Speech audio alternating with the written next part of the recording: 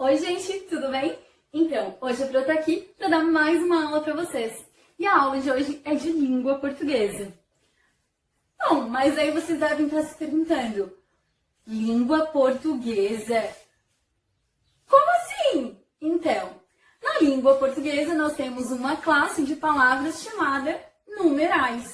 E fazem parte dessa classe de palavras os numerais cardinais, aqueles que indicam uma quantidade exata, os numerais ordinais, aqueles que indicam ordem ou posição, os numerais multiplicativos, que indicam uma multiplicação, e os fracionários, aqueles que indicam uma fração ou uma divisão. Mas não é desses números não que a gente vai falar hoje. Nós vamos falar sobre os números romanos. Isso mesmo, os números romanos, que também fazem parte dessa classe de palavras. Aí, a gente trabalha tanto na língua portuguesa quanto na matemática. Vamos lá? Bom, mas antes da gente começar a falar dos números romanos, a gente vai falar um pouquinho sobre a história dos números. Bom, os números foram criados a partir da necessidade de se representar as quantidades. Antes, lá na época dos pastores, eles usavam pedrinhas, para contar as suas ovelhas. No início da manhã, quando eles levavam e soltavam as suas ovelhas, eles colocavam, dentro de um saquinho, uma pedrinha para cada ovelha. Bom, aí chegava no final do dia, o que eles faziam? Eles faziam a operação inversa disso. Eles pegavam e tiravam uma pedrinha para cada animal. Bom, aí, se sobrassem pedrinhas, significava então que estava faltando algum animal no rebanho. Bom, isso foi o começo de tudo, Mas outras formas de representação também foram utilizadas. Faziam-se marcas em ossos, em pedras, em pequenos pedaços de madeira, até que os egípcios começaram a utilizar um sistema de numeração para representar os numerais. Bom, não era exatamente os números que nós conhecemos hoje, mas foi o início dessa representação de números. Bom, depois disso, a gente tem aí na história que lá na época do Império Romano, os romanos antigos decidiram também fazer essa representação. Mas, para isso, eles decidiram usar 7 letras do alfabeto latino. Bom, o alfabeto latino é o nosso alfabeto. Então, eles decidiram pegar essas 7 letras e com elas representar todos os numerais de que tinham necessidade, ou os numerais que a gente usa até hoje. Bom, mas é importante a gente saber que os números que nós usamos hoje, eles são chamados de indo-arábicos. Isso mesmo, indo-arábicos. Por quê? Porque eles foram criados pelos indianos lá no norte da Índia. Porém, eles foram difundidos pelos árabes e por esse motivo ficaram conhecidos então como indo-arábicos. Indo relacionado aos indianos e arábicos relacionados aos árabes. É isso aí. Vamos para os números romanos? A ideia agora é a gente parar para pensar numa seguinte problemática. Lembrando que, primeiro, os números eles foram criados por conta da necessidade de se representar as quantidades ou as contagens, de se fazer as contagens. É importante a gente saber que antes desses símbolos que nós usamos, que nós conhecemos hoje, os números eles eram escritos com palavras. Por isso, nós estudamos os números na língua portuguesa e eles são uma das classes de palavras. Mas a ideia é que a gente pare para refletir um pouquinho. Se esses números eles não tivessem sido criados e nós tivéssemos que escrever de fato todos os números que nós quisermos representar. Imaginem vocês que se nós formos ao supermercado e fizermos temos lá as nossas compras do mês, com vários e vários itens, né? Vocês sabem que lá no cupom fiscal são representados os valores de cada item que nós compramos. Agora, imaginem vocês se esses números não estivessem escritos em algarismos e sim com palavras. Imagina só o tamanho dessa nota fiscal. Ficaria enorme. Então tá aí uma coisa pra gente pensar. O quanto os números são importantes e o quanto fazem diferença na vida da gente. Então, nós já sabemos que os números romanos foram criados pelos romanos antigos, lá na época do Império Romano, para representar as quantidades e que eles decidiram fazer os seus numerais representando com as letras do alfabeto latino. Eles escolheram para essa representação 7 letras: a letra I, a letra V, a letra X, a letra L, a letra C, D e M. Bom, cada uma dessas letras representa uma quantidade. E somente essas 7 letras são usadas para representar todos os numerais. E é isso que eu vou explicar para vocês agora. Tem uma coisa que a Pro quer dizer para vocês. Bom, vocês sabem já que são as 7 letras, né, que foram escolhidas pelos antigos romanos para representar todos os números. Mas tem uma coisa que a gente não falou por aqui ainda. E o zero? Que letra é usada para representar o zero? Não tem letra e não tem representação do zero. Como assim? Bom, para os antigos romanos, zero, bom, era nada.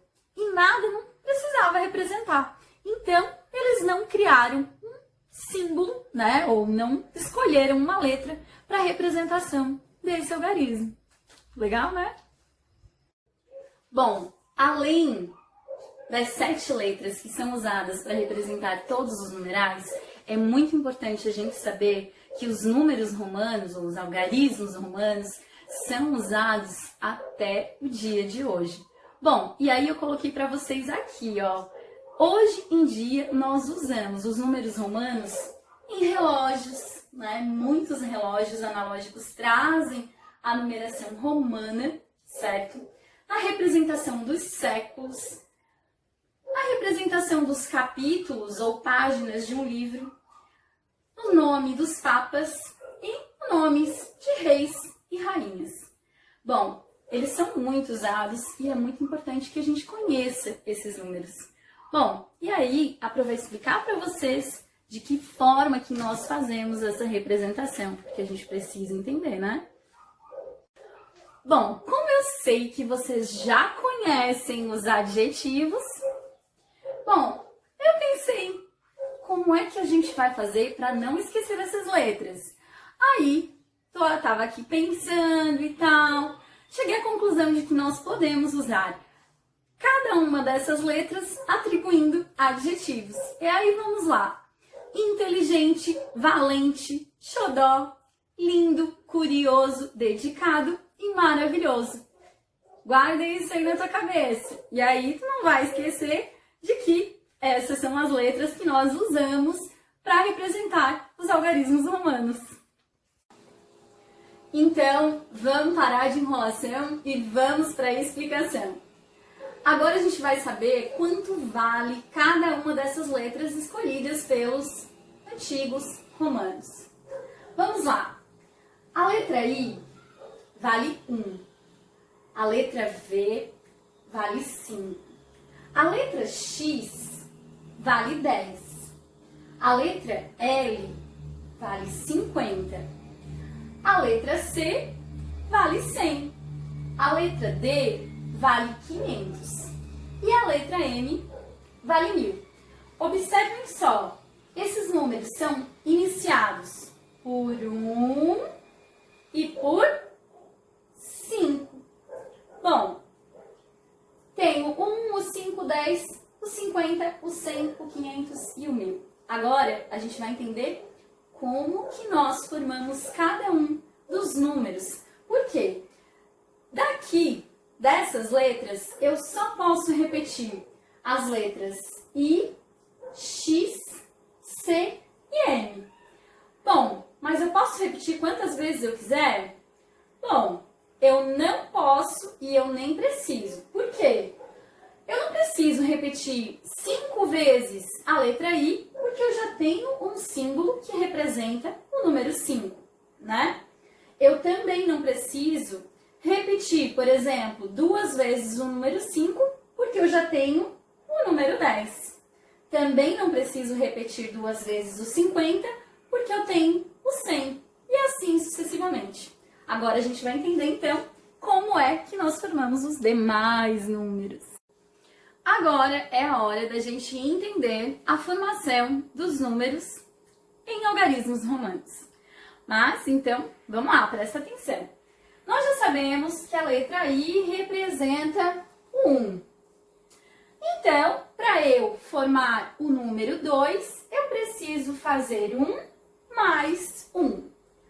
Para representar o número 3, então, eu faço 1 mais 1 mais 1. Eu tenho aqui o número 3. Bom, mas nós já sabemos que nós só podemos repetir a letra I 3 vezes. Isso mesmo, 3 vezes.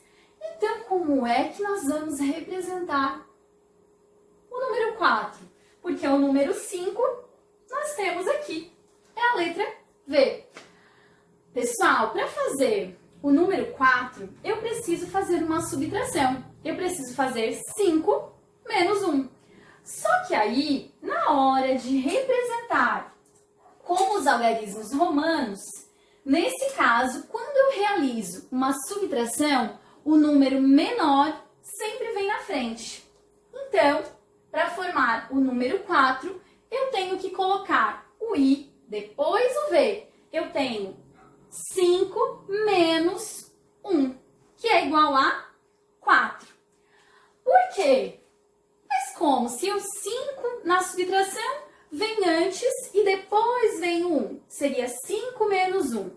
Sabe por quê? Porque quando eu coloco o número 1 atrás, ou seja, a letra I atrás da letra V, eu tenho 5 mais 1. 5 mais 1 é igual a 6. Isso mesmo, 6. Então, eu tenho aqui o número 6. Aí, se eu coloco mais uma letra I, então eu tenho 5 mais 1 mais 1. 5 mais 2 é 7. Eu sei que eu só posso repetir a letra I aqui, né? E essa letra só pode ser repetida 3 vezes. Então, se eu quiser representar o número 8, eu vou acrescentar mais uma letrinha I. Então, 5 mais 1 mais 1 e mais 1 é igual a 8, porque 5 mais 1 é 6, mais 1, 7, mais 1, 8. Bom, eu já tenho 3 números 1 ali, 3 letras I. Eu não posso mais repetir. Então, como é que eu vou fazer o número 9? Se o número 10 é o X. O 10 está aqui. Bom, é a mesma regra utilizada para fazer o número 4. Eu tenho que fazer aqui uma subtração. Só que quando eu realizo uma subtração, lembra que o número menor sempre vem na frente. Então, aqui eu tenho o número 9. Isso mesmo. 10 menos 1 é igual a 9. Bom, aí eu tenho o x que vale 10. Se eu quiser representar, e aí nós voltamos para lá. Se eu quiser representar o 11, eu coloco 10 mais 1, que é igual a 11. E assim sucessivamente. Só que aí, se eu quiser representar o 20, o que eu vou fazer? 2 vezes a letra x, porque 10 mais 10 é igual a 20. Bom, e o 30? Mesma coisa. Lembra que nós só podemos repetir 3 vezes. Bom, então aqui eu tenho 30. 10 mais 10, 20 mais 10, 30. Beleza. Só que e o 40? A mesma regra usada para fazer o número 4. Vejam bem, eu tenho o 50. Aí eu faço 50 menos 10. Lembra que quando eu vou realizar uma subtração, o número menor sempre vem na frente. Então, fica 10 e o 50. 50 menos 10 é igual a 40. Então, nesse caso, XL é igual a 40. Bom, tenho o 40, agora, aqui eu tenho o 50. Para fazer o 60, aí a gente já fez lá, com o 5, o 6, o 7, a mesma regra. 50 mais 10, 60. Se eu quiser fazer o 70, a mesma coisa. 50 mais 10, 60, mais 10, 70. Beleza. Aí o 80, a gente já sabe que é só colocar mais 10.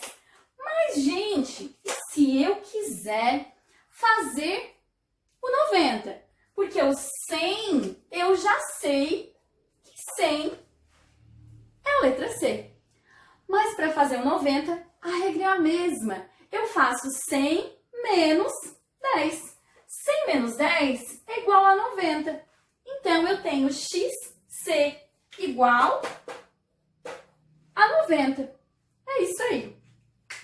Mas vejam bem, eu estou colocando aqui números redondos, números arredondados. Só que, vamos lá, vamos fazer o número 127. Eu tenho o 100 mais 10, 110. Mais 10, 120. Mais 5, 125. E mais 2, 100 mais 10, 110, mais 10, 120, mais 5, 125, mais 2, 127. Bom, é isso aí. Assim a gente vai formando os números. Mas aí a gente vai lá, porque a gente sabe que nós temos o 500, que vale, é a letra D, 500 é igual a D. Bom, 400, eu quero formar o número 400. Bom, a regra é a mesma, eu preciso fazer uma subtração.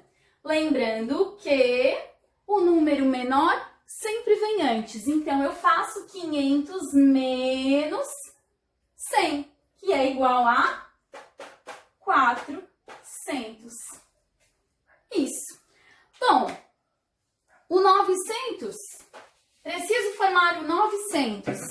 900 é 1000 menos 100, CM, 900. Aí eu quero 901. 951. 951. É isso. E assim eu vou formando os numerais. O 1000, nós já sabemos, é só a letra M.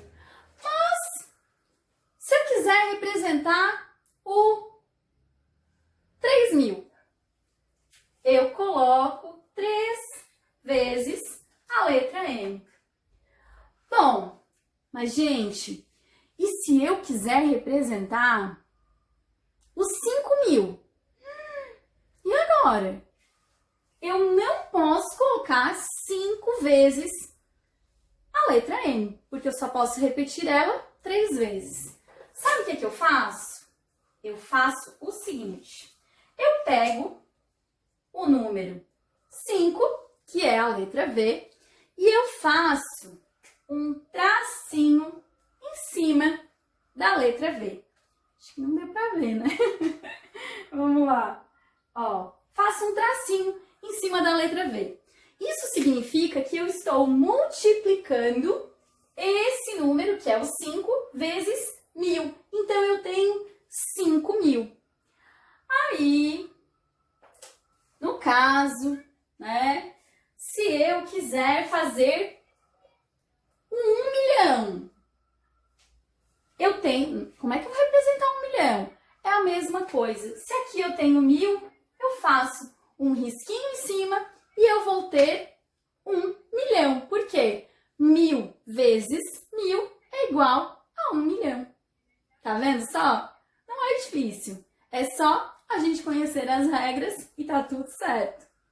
Então, consigo representar os números, todos os números possíveis, né, que a gente quiser representar. A gente precisa entender a história desses números, no que é que eles são usados e de que forma que eles são formados. Quando a gente entende isso, é tudo mais fácil.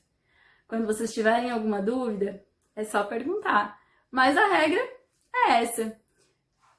Um beijo para vocês, espero que vocês tenham entendido e a gente se vê na próxima videoaula por aqui. Tchau!